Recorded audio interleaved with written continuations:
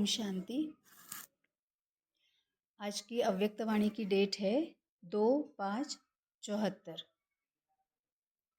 2 मई 74। अब बाप समान सर्वगुण संपन्न बनो। मतलब अभी बाबा जितनी ही सारी मुरलियाँ पहले पहले की जो थी उसमें बाबा स्टेप बाय स्टेप हर एक मुरली में कुछ न कुछ बाबा हमें बताते जाता है, सिखाते जाता है, समझाते जाता है ना। तो बाबा कभी ये समझाता है कि तुम दुखी क्यों हो, बाबा कभी ये समझाता है कि दुख से बाहर कैसे निकलना है, बाबा कभी ये समझाता है कि तुम्हें सुखी कैसे बनना है, बाबा कभी ये समझाता है कि तुम मन मनाभव कैसे रहो, है ना। तो बाबा एक बात तो बहुत अच्छे से हमेशा बताता है कि तुम जितना समीप रहोगे उतना संपन्न बनोगे और उतना समान बनते जाओगे। और ये हमें भौतिक में भी हमने देखा हुआ है कि जिनके समीप हम होते हैं उनके जैसा हम बन जाते हैं। अब बाबा बोलता है कि अब लौकिक का छोड़ दो, मर जीवा बनो। अब अलौकिक जन्म तुम्हारा हुआ है तो अब तुम्हें सिर्फ मेरे ही समीप रहना है।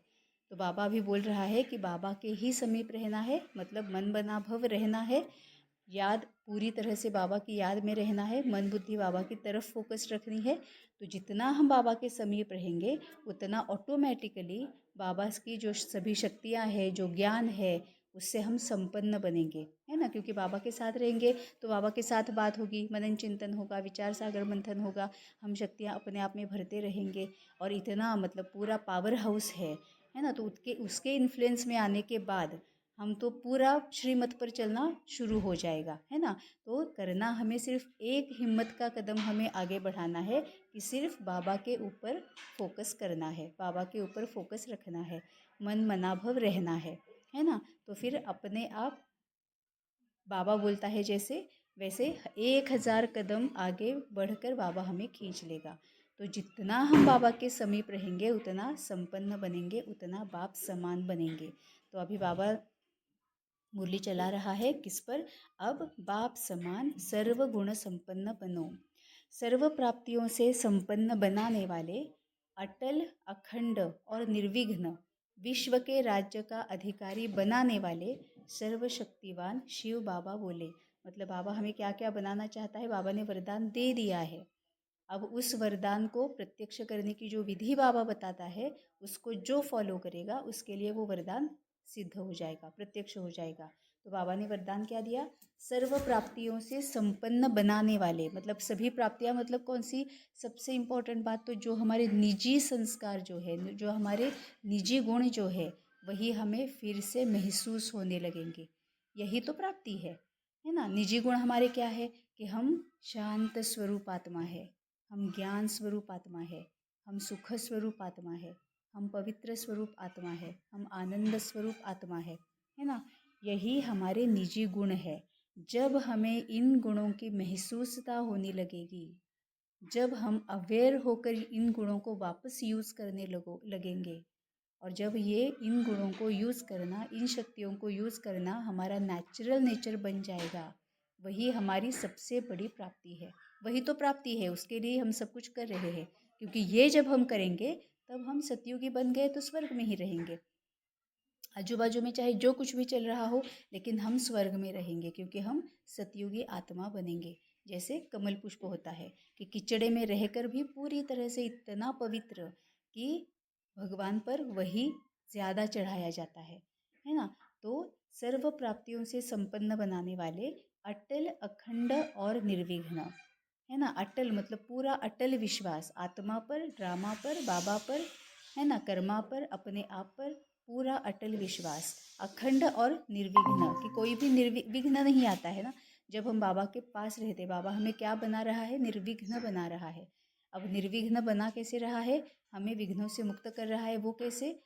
वो भी बताया, कारण भी बताएगा, निवारण भी बता रहा है। अब हम विघ्न विघ्न आते क्यों हैं? क्योंकि हम विकर्म करते हैं। विकर्म क्यों करते हैं? क्योंकि विकारों के वश में आते हैं।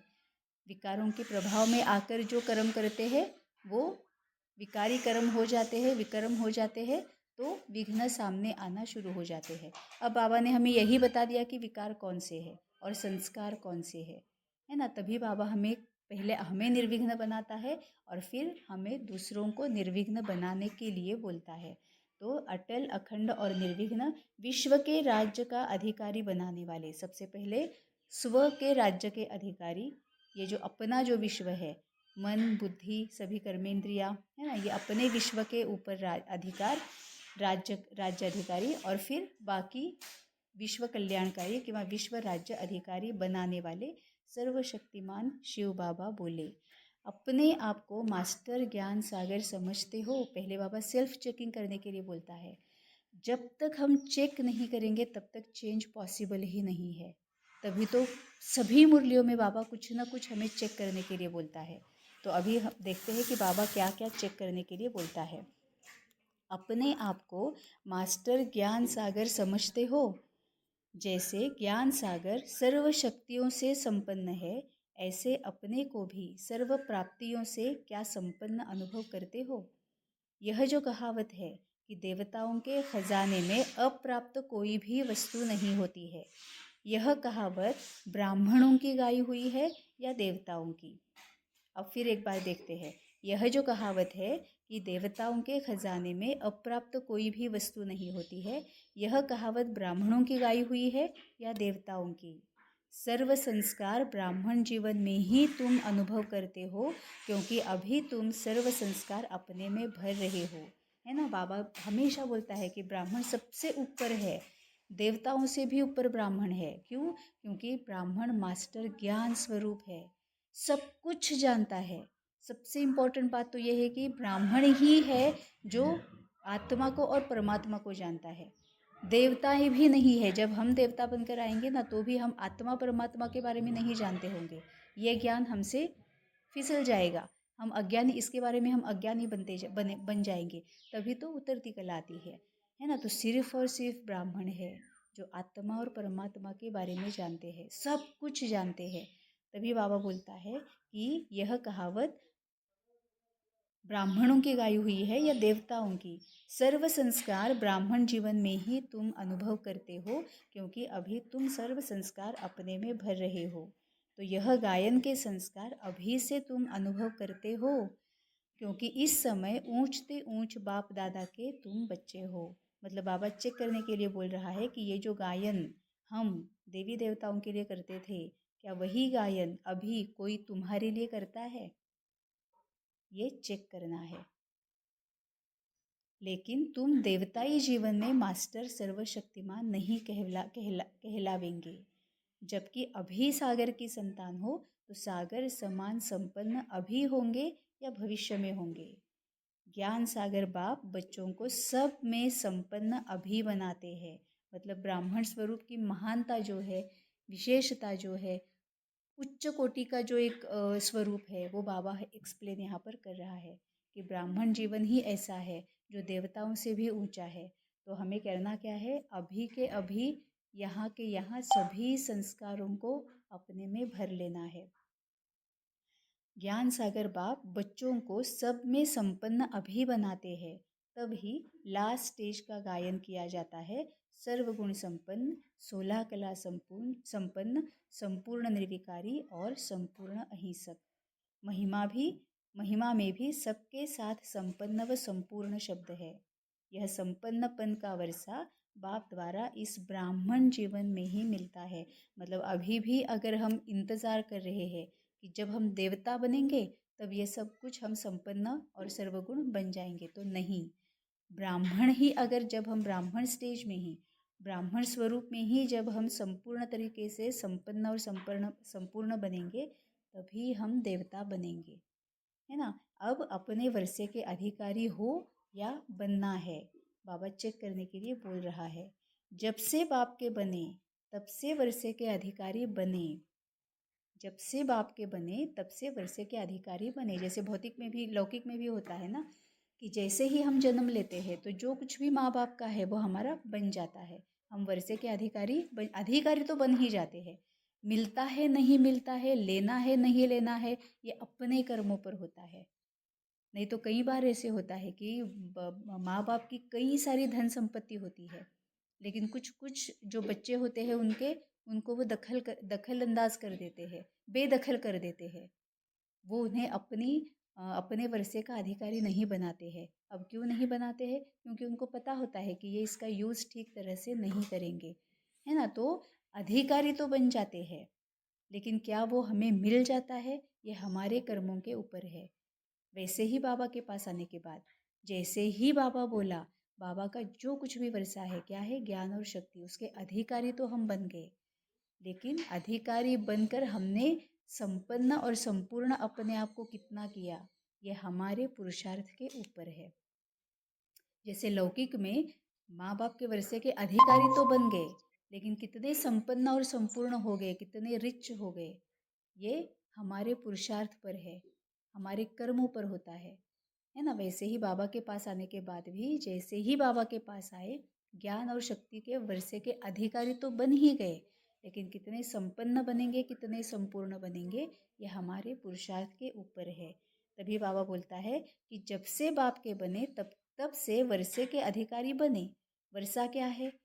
क्या वर्षे में सर्व प्राप्ति व सर्व का अखूट खजाना अनुभव करते हो? अगेन बाबा हमें चेक करने के लिए बोल रहा है कि जो वर्षा तुम्हें मिला है, उस वर्षे की प्राप्ति और अखूट खजाना अनुभव करते हो? मतलब जब भी हमें समाने की शक्ति का यूज़ करना है, क्या तुम अवेयर रहते हो कि अरे हाँ, अभी यहाँ पर मुझे समाने की शक्ति यूज़ करनी है, इसको मुझे इस आत्मा को मुझे समा लेना है, इस आत्मा को मुझे परखना है, इस आत्मा को मुझे शांति की शक्ति देनी है, इस आत्मा को मुझे प्रेम देना है ना? इस आत्मा के बारे में मुझे पूरे पवित्रता के जो विचार है, संकल्प है, वो उसके तरफ भेजना है। क्या ये अखूट खजाना मेरा है, उस पर मेरा अधिकार है, क्या तुम ये अनुभव करते हो? ये बाबा पूछ रहा है। या फिर कोई सामने आ जाता है, कुछ तो बोल जाता है, हम उसके प्रभाव में आ जाते हैं, हम भी विकार के वश हो जाते हैं, और जब सब कुछ बात बिगड़ जाती है, उसके बाद याद आता है, है, मुझे मैंने परखा भी नहीं, मुझे समाया भी नहीं, मैंने अपने विकारों का सामना भी नहीं किया, मैंने लेट गो भी नहीं किया, मैंने ना शक्ति का सकी सकाश दी, ना मैंने प्रेम की सकाश दी, मैंने कुछ भी नहीं किया।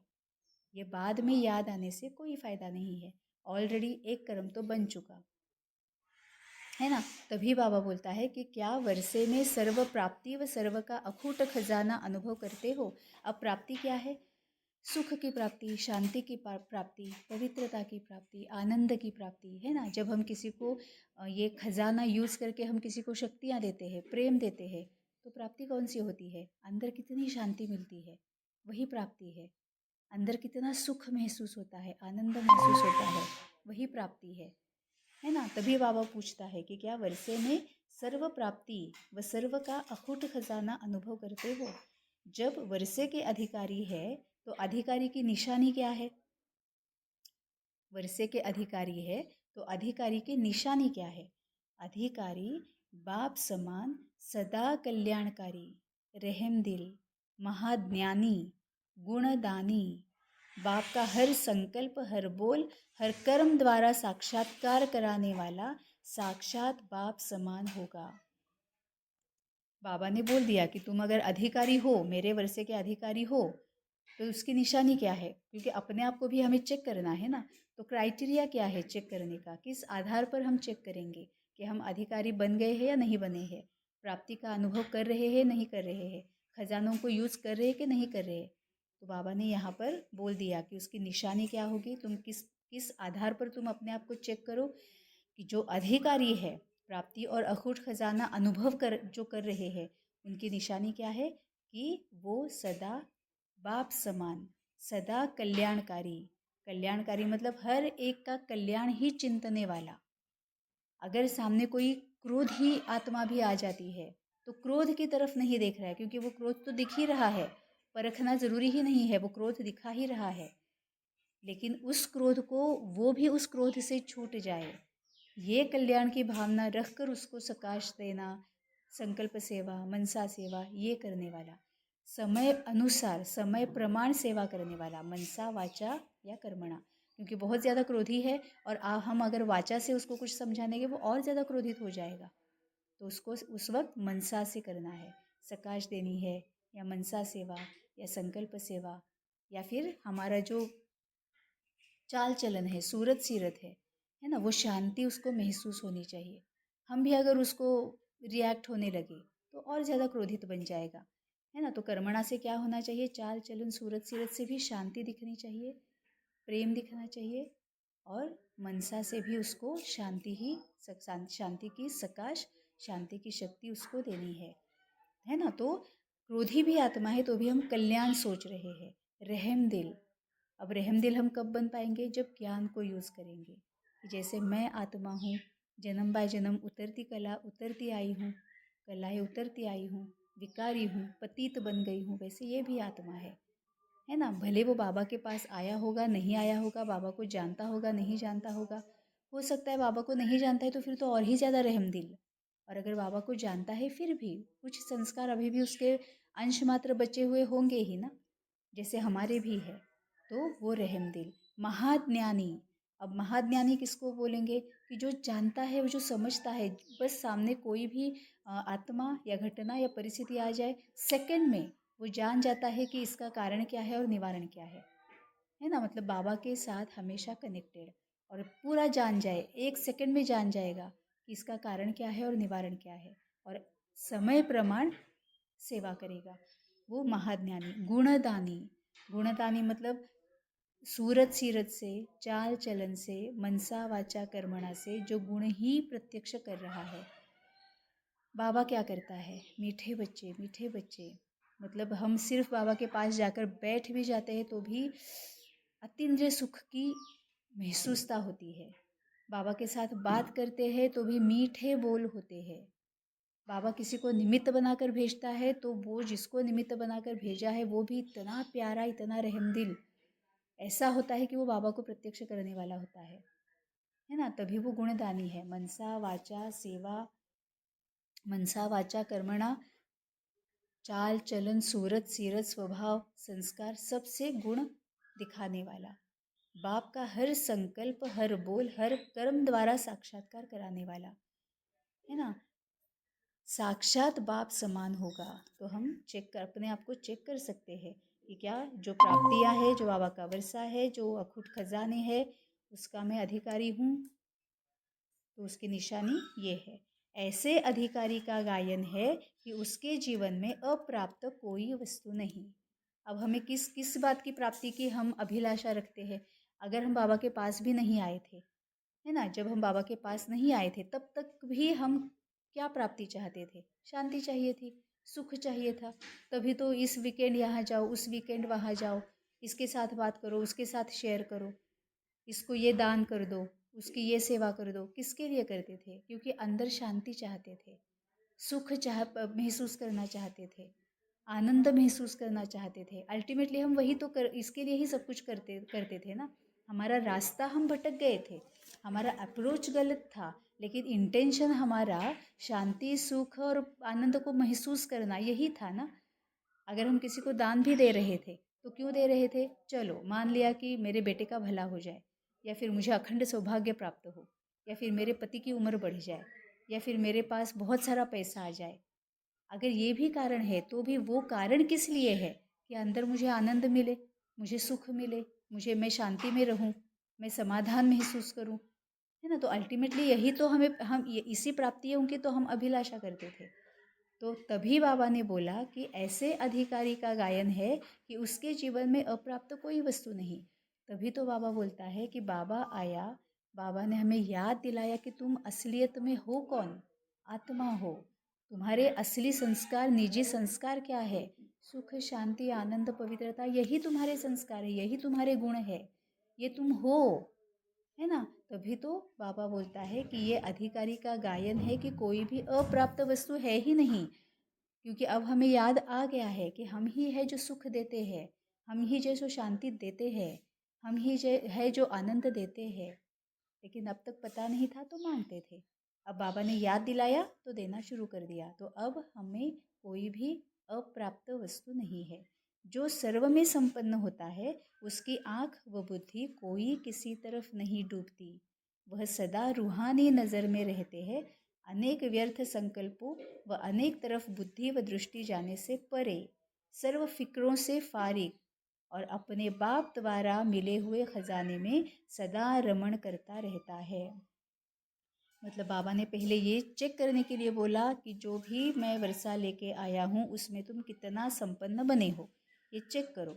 और फिर अब बोल रहा है कि किस आधार पर तुम्हें ये चेक करना है ना। तो क्या हम बेफिक्र बादशाह है, हम बेगमपुर के बादशाह है, हम दिल तख्त नशीन है, हम आत्मिक स्थिति में रहते हैं, हम सुख देने वाले हैं, हम शांति देने वाले हैं, हम आनंद देने वाले हैं, हम व्यर्थ संकल्पों से परे है, हम कोई भी फिक्र नहीं करने वाले हैं, हम आत्मिक दृष्टि से सबको देखते हैं, हम निमित्त भाव, निर्मल स्वभाव, निर्माण चित्त में रहते हैं, है ना। जो बाबा अलग अलग मुरलियों में एक एक पॉइंट लेके समझाता है, आज अव्यक्त में बाबा सब इकट्ठा लेके आया हुआ है।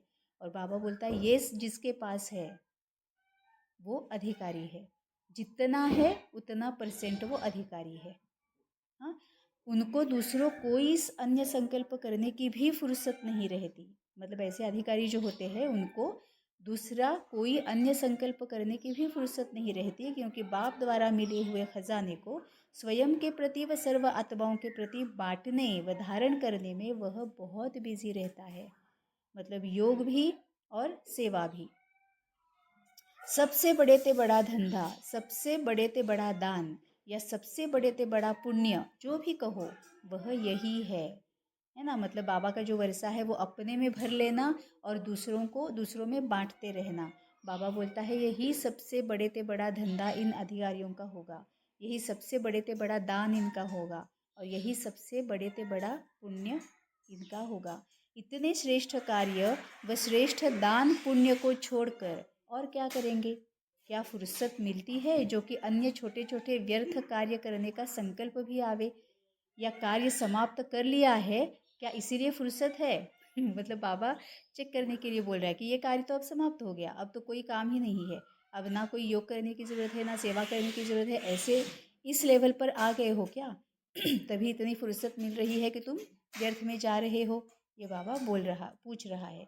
समाप्त नहीं किया है तो फिर फुर्सत कहाँ से आती है?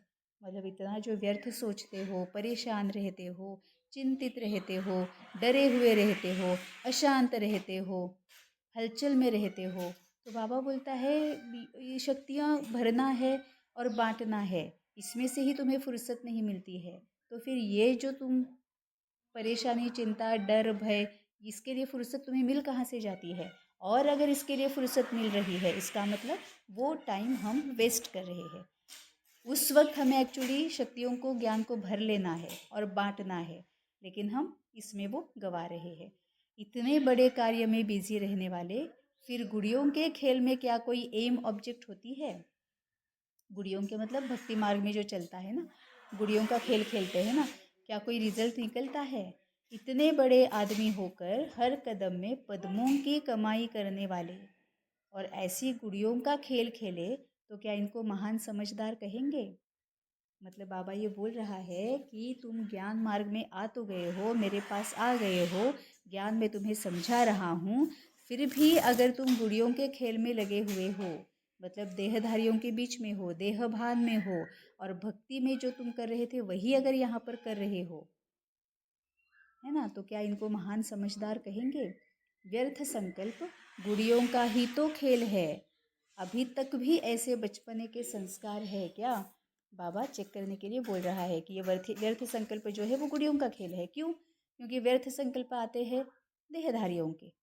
अब देहधारियों के क्यों? देहधारी मतलब गुड़ी है, गुड़िया है ना, गुड्डे और गुड़िया है। तो देहधारियों के संकल्प क्यों आते हैं? क्योंकि उनके साथ कार्मिक अकाउंट है। अब कार्मिक अकाउंट क्यों अभी भी बचे हुए हैं? क्योंकि उनको ख़त्म नहीं किया है। या तो पहले के ख़त्म किए हैं लेकिन बाद में वापस शुरू ही रखे हैं, या तो पहले के भी ख़त्म नहीं किए हैं, तभी तो वो व्यर्थ संकल्पों के थ्रू हमें याद दिला रहे हैं कि अभी भी हम बचे हुए हैं, अभी भी हम बचे हुए हैं, है ना। वो सेटल नहीं हुए हैं। व्यर्थ संकल्प जिसके भी बारे में आते हैं सबसे पहले तो माफ़ी मांगनी है, माफ़ करना है और सकाश देनी है ना। क्योंकि व्यर्थ संकल्प किसी के प्रति अगर आ रहे हैं, अचानक से किसी की याद आकर अगर व्यर्थ चल रहा है, तो इसका पक्का मतलब है कि टाइम हमें याद दिला रहा है कि इनके साथ का कर्मा बचा हुआ है, ख़त्म कर दो। फॉरगिवनेस कर दो, माफ़ी मांग लो, माफ़ कर दो, सकाश दे दो, और धीरे धीरे धीरे इनके साथ के कर्म खत्म करते जाओ। तभी बाबा बोलता है कि व्यर्थ संकल्प गुड़ियों का ही तो खेल है, मतलब देहधारियों का खेल है वो। देही अभिमानी जो है उनका ये खेल नहीं है। देही अभिमानी जो है उनको तो व्यर्थ संकल्प आएंगे ही नहीं, उनको तो समर्थ संकल्प आएंगे। व्यर्थ आ रहे हैं इसका मतलब देहभान में है। तो अभी तक भी ऐसे बचपन के संस्कार है क्या? अब ये बाबा सब कुछ क्यों बोल रहा है? क्योंकि बाबा कहता है कि अब सर्वगुण संपन्न बाप समान बनो। तभी बाबा ये हमें बोल रहा है। तो आज हम पूरी तरह से सेल्फ चेक करेंगे जो बाबा ने अधिकारीपन की जो निशानी बोली है और उसके जो आधार दिए हैं कि इस आधार पर अपने आप को चेक करो कि तुम अधिकारी बन गए हो, और अगर बन गए हो तो कितना % बन गए हो। तो आज अभी हम वो चेक करेंगे, अपने आप को चेक करेंगे और बाबा के साथ बात करके उस पर काम करेंगे, क्योंकि बहुत कम टाइम बचा है। अब बस मतलब ख़त्म हुआ के हुआ, हमें शायद टाइम भी नहीं मिलेगा। तो एक एक क्षण जो है, एक एक सेकंड जो है, वो भी पूरी तरह से उसमें से जो कुछ भी मिलता है वो ले लेना है। जो कुछ भी खजाना, जो कुछ भी प्राप्ति मिलती है उसको ले लेना है, क्योंकि अभी बाहर भी हम देख रहे हैं, है ना, कि बहुत कुछ सामने अभी आना शुरू हो चुका है। बाद में हमें टाइम भी नहीं मिलेगा सोचने का, क्योंकि बाबा खुद बोलता है कि सेवा के लिए मतलब वो टाइम मिलना मुश्किल, इतनी सेवाएं सामने आएगी कि अपने लिए टाइम मिलेगा ही नहीं तुम्हें। तो अभी अपने जो दुख, दर्द, पीड़ा, अशांति, भय, चिंता, परेशानी, अब उसको फुल स्टॉप लगाना है। फुल स्टॉप कैसे लगाना है? विकारों को, इन सभी दुर्गुणों को, कमियों को, कमज़ोरियों को भस्मीभूत करना है। इनके साथ फाइट करके इनको भस्मीभूत करना है। अपने विकारों का ही सामना करना है ना, उनके साथ युद्ध करना है और उनको भस्मीभूत करना है। तभी फुल स्टॉप लगेगा। जब फुल स्टॉप लगेगा तो बाबा ने एक मुरली में बोला था ना कि तुम्हारे प्रेरणा के लिए ये सभी जो यादव लोग हैं वो उसके लिए रुके हुए हैं। मतलब क्या है, हम जब अपने ऊपर, अपने विकारों के ऊपर फुल स्टॉप लगाएंगे तब वो सीख जाएंगे कि अपने विकारों पर फुल स्टॉप कैसे लगाना है। और जब वो उनके विकारों पर फुल स्टॉप लगाना सीख जाएंगे, लगाना शुरू करेंगे, तब असली में सतयुग की शुरुआत होगी। ओम शांति।